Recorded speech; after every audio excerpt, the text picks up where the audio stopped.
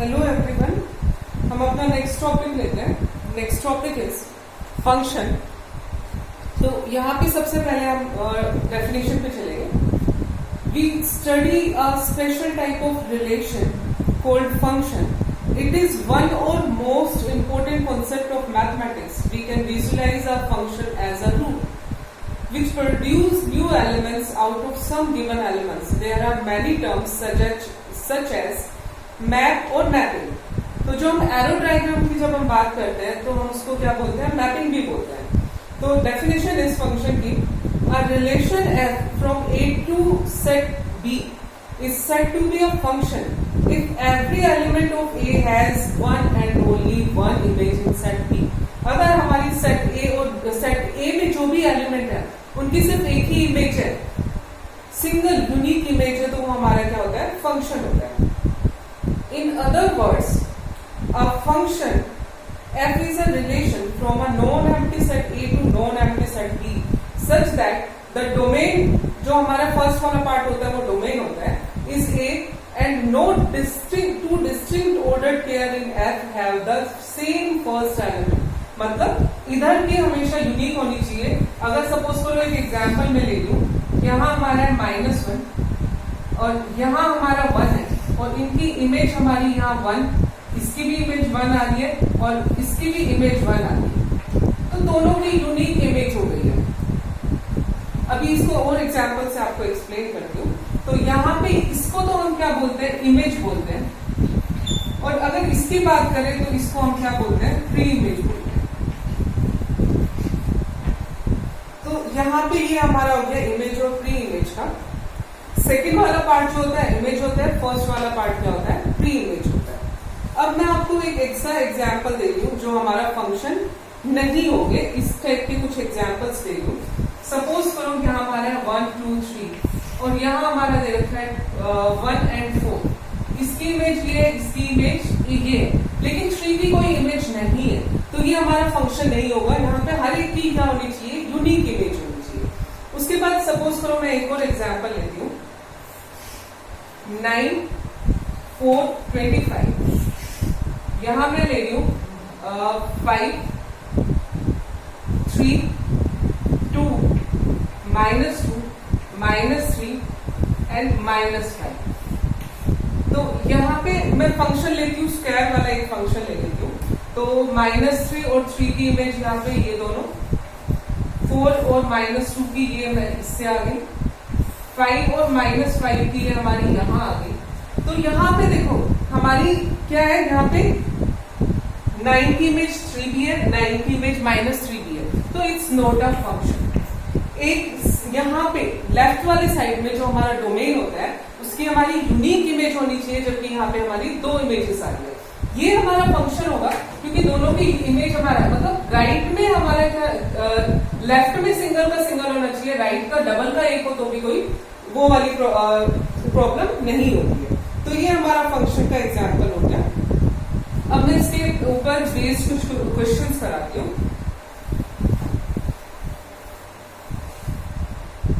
तो यहाँ पे हमारा क्वेश्चन इज ए,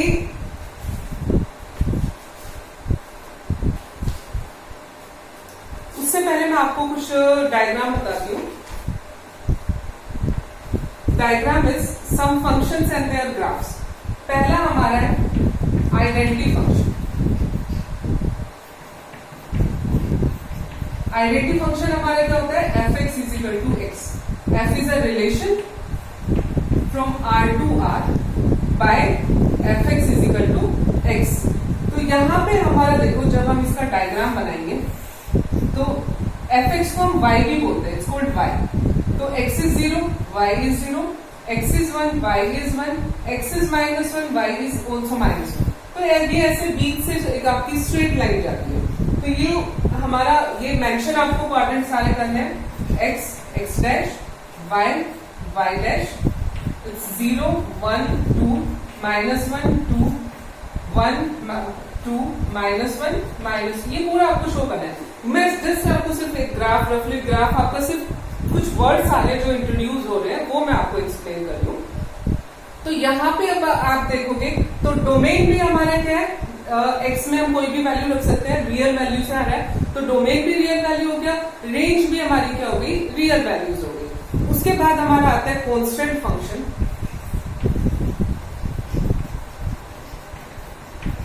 तो कांस्टेंट फंक्शन हमारा क्या हो गया, like f x is equal to c. तो इसका डायग्राम जब हम करेंगे तो ये हमारी पैरेलल लाइन बनती है। सपोज करो y इज इक्वल टू 2 दे रखा है, तो x हमारा कोई भी वैल्यू हो 0 1 2 3 4, तो हमारा y क्या रहेगा, 2 ही रहेगा। तो हमारी क्या आती है, स्ट्रेट पैरेलल लाइन बनती है।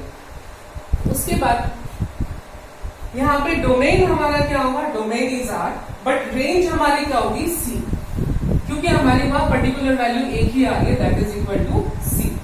उसके बाद नेक्स्ट हमारा है पोलिनोमियल फंक्शन। तो पोलिनोमियल फंक्शन आप पोलिनोमियल इक्वेशन पढ़ चुके हैं, तो वो आप अपने आप टेबल बना के ड्रॉ कर सकते हो। उसके बाद जो कुछ नया डायग्राम में है, दैट इज एक मैं ले लू f x is equal to x square, और फंक्शन हमारा क्या है, R2R है, real number to real number.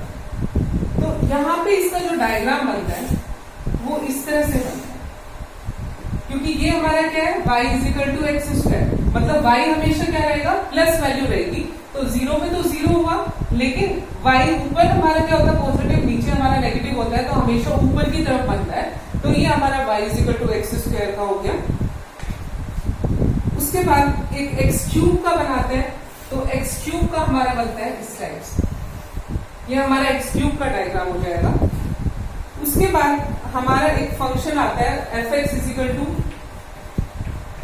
1/x। तो जब आप टेबल ड्रॉ करोगे तो इसका डायग्राम कैसे बनेगा आपका, इस तरह से।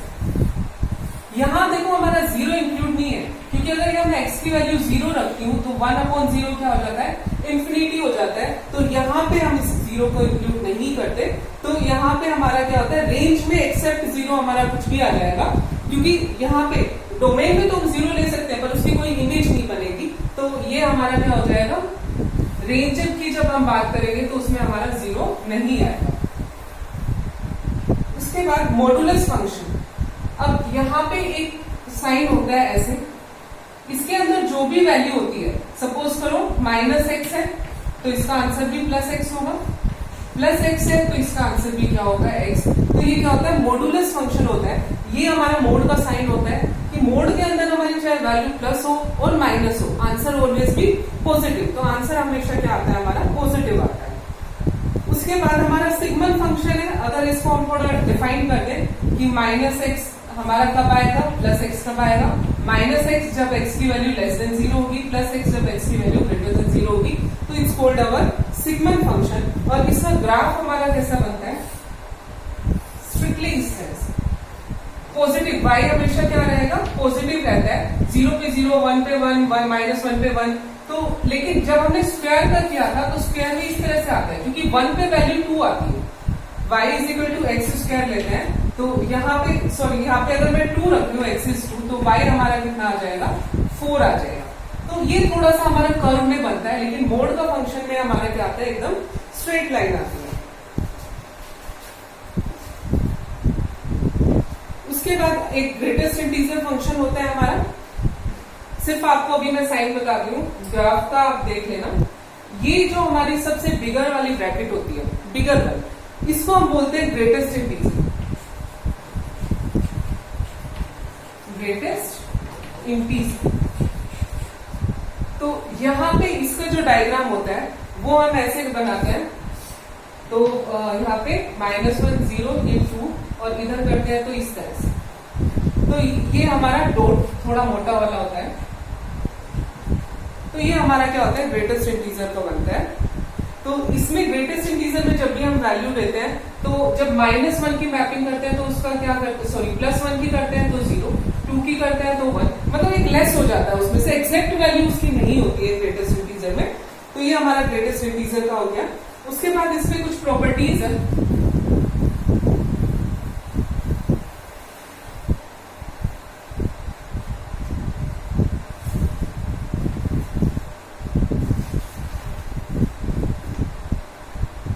Algebra of real function. So first one is addition of two real functions. Let f is a mapping, x goes to r and G is the mapping x goes to R, be any two real function where x is the subset of R, then we define f plus g of x that is equal to fx plus में gx. f minus g x is equal to fx minus g of x. उसके बाद f dot g of x that is equal to fx dot gx and f upon g x that is equal to fx upon gx. मतलब वो separate हो जाता है, ये ध्यान रखना है आपको. उसके बाद एक हमारा कांस्टेंट का आता है af into x that is equal to a into f x.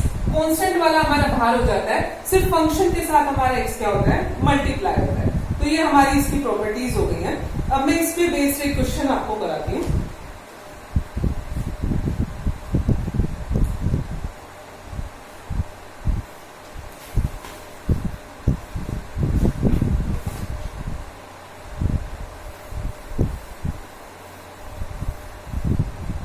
Question is, if fx is equal to x square and gx is equal to 2x plus 1, तो हमें सारे निकालने हैं, फाइंड करना है f plus g, f minus g, f dot g and their division.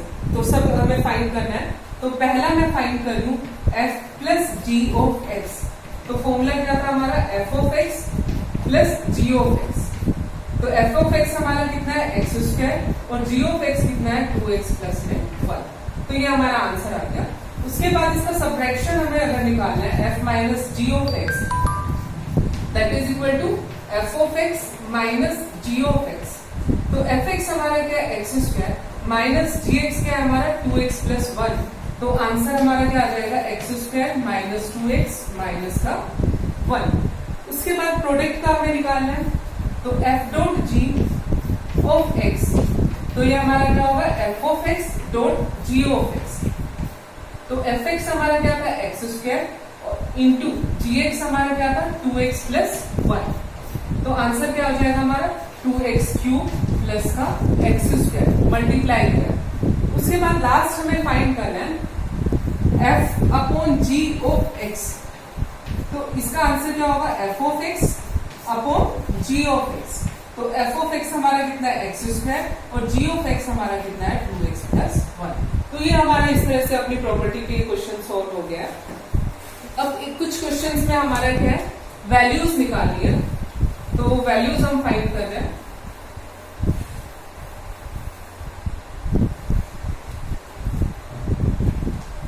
Question is, if f of x is equal to 2x minus 5, then find f0, f7 and f of minus 3. तो जब हमें ये value find करनी है, तो ये आपका previous class के क्वेश्चन की तरह ही होगा. When we have to find f of 0, तो x की जगह हमने 0 रखा, तो इधर भी 0 रखेंगे. 2 into 0 minus 5 is equal to minus 5. f of 7 निकालना है, f of 7 that is equal to 2 into 7 into minus 5. 2 7 14 minus 5 that is equal to 9. When we have to find f of minus 3, so it's 2 into minus 3 minus 5. So it's minus 6 minus 5 that is equal to minus 11. तो ये हमारा question solve हो गया. उसके बाद एक दो आपके जो डिफरेंट से क्वेश्चन है, रेंज वाले, अगर if we have to find the range and domain, जो हमारा पेयर में थोड़ा जब हमें मैपिंग गिवन ना हो, सपोज करो fx is equal to minus of mod x. We have to find domain and range. यहां हमें डोमेन और रेंज फाइंड करनी है. तो यहाँ पे देखो, डोमेन हमारा होता है फर्स्ट वाला पार्ट, रेंज होता है सेकंड वाला पार्ट. तो फर्स्ट वाले पार्ट में डोमेन में मैं x की कोई भी वैल्यू रख सकती हूँ. तो डोमेन तो हमारा क्या हो जाएगा, दैट इज रियल नंबर. लेकिन अगर मैं रेंज फाइंड करती हूँ, तो यहाँ प्लस रखू या माइनस, बाहर माइनस साइन है, तो आपके पास सिर्फ क्या आएगा, नेगेटिव नंबर्स आएंगे. तो रेंज हमारा क्या हो जाएगा, minus infinity to 0. Negative numbers में हमारे पास इसका कोई वो नहीं है, आंसर नहीं है, लेकिन जीरो हमारा क्या लास्ट नंबर है, जीरो अगर हम रखें, क्योंकि देखो जीरो रखे तो जीरो, -1 रखूं तो भी हमारा क्या होगा -1, +1 रखूं तो भी हमारा आंसर क्या आएगा +1, तो ये -∞ से क्या होगा 0 तक होगा। उसके बाद नेक्स्ट जो हमारा क्वेश्चन है that is f(x) = √9 - x²। Next example है, तो यहाँ पे 9 - x² में देखो रूट में कभी भी नेगेटिव वैल्यू नहीं आती, तो यहाँ पे हमारी लिमिटेशन होगी कि x किसके बीच में लाई कर रहा है, लेस देन इक्वल टू हमारा किसमें होगा 3 and greater than equal to -3। इसके बीच में कोई भी वैल्यू रखेंगे तो रूट हमारा पॉजिटिव आएगा, आगे पीछे वैल्यू करेंगे तो हमारा नेगेटिव हो जाएगा। तो ये तो हमारा क्या हो गया, डोमेन हो गया। और जब मैं रेंज की बात करती हूँ तो रेंज हमारा क्या होगा, अगर मैं यहाँ 0 रखती हूँ तो यहाँ पे क्या आएगा 3, और अगर मैं यहाँ 3 या -3 प्लस माइनस में दोनों कोई भी वैल्यू रखती हूँ तो क्या होगा हमारा 0, तो यहाँ पे क्लोज हो गया। तो हमारा यहाँ पे क्या हो जाएगा, यहाँ पे जब मैं इसको लिखूंगी तो क्या लिखूंगी रेंज में x क्या होगा, less than equal to 3 greater than equal to 0, तो ये हमारी रेंज की वैल्यू आएगी। उसी तरह मैं आपको एक और एग्जांपल लेती हूँ। सपोज करो हमारा एक फंक्शन दे रखा है f(x) = x² + 2। अब देखो ये भी हमारी पॉजिटिव है, ये भी पॉजिटिव है, तो यहाँ हमें सिर्फ रेंज फाइंड करनी है, क्योंकि डोमेन में तो हम x की कोई भी वैल्यू रख सकते हैं, तो ये हमेशा क्या होगा ग्रेटर देन 0 होगा, कोई भी आप x की वैल्यू रखो। तो यहाँ पे हमारा क्या हो जाएगा, if you have to find range, तो ये हमारा अगर x 0 रखते हैं तो मिनिमम वैल्यू 2 आई, और x से ज्यादा 2 से 0 से ज्यादा कोई भी वैल्यू रखे तो कहां तक जाएगा, इंफिनिटी तक जाएगा। तो ये हमारा क्या हो जाएगा क्लोज, कि 2 से कम हमारी वैल्यू नहीं आएगी, इक्वल टू 0 और ग्रेटर देन 0, तो ये हमारा क्या हो गया रेंज हो गया। तो ये हमारा कुछ क्वेश्चंस ऐसे हो गए जब आपको मैपिंग गिवन नहीं होती है। तो यहाँ पे हमारा चैप्टर कंप्लीट होता है, चैप्टर 2 रिलेशन। तो science for 11th science you have to complete your chapter 2, और फॉर 11th कॉमर्स आपके नेक्स्ट 2 एक्सरसाइजेज इसमें इंक्लूड है, दैट इज